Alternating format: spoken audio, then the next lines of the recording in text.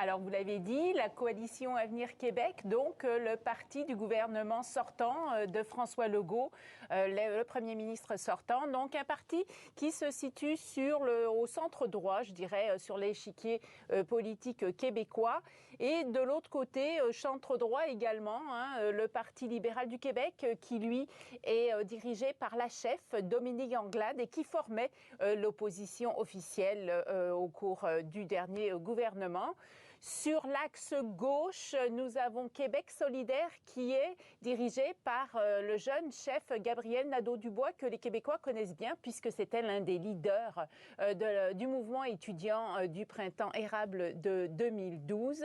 Et puis nous avons également bien sûr le Parti québécois qui est aussi dirigé par un jeune chef qui s'appelle Paul Saint-Pierre Plamondon.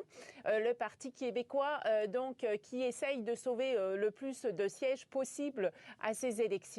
Et puis sur le côté droit complètement, nous avons le Parti conservateur du Québec, parti de droite libertarienne qui est mené par un ancien animateur de radio qui s'appelle Éric Duhaime. Donc voilà le tableau, la course à 5. C'est une première d'ailleurs au Québec, cette course avec 5 partis politiques. Et quels ont été les thèmes dominants de la campagne électorale ? Alors, 5 semaines de campagne électorale et 5 thèmes dominants, je vous dirais. Donc, les 5 partis ont présenté chacun leur programme par rapport à ces thèmes-là. Le premier, qui a monopolisé beaucoup l'attention, évidemment, c'est l'inflation, le coût de la vie. Comment faire pour aider les Québécois à traverser cette période difficile?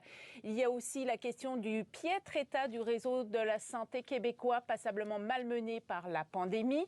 On a aussi parlé de la lutte contre les changements climatiques parce que c'est une priorité pour l'électorat québécois.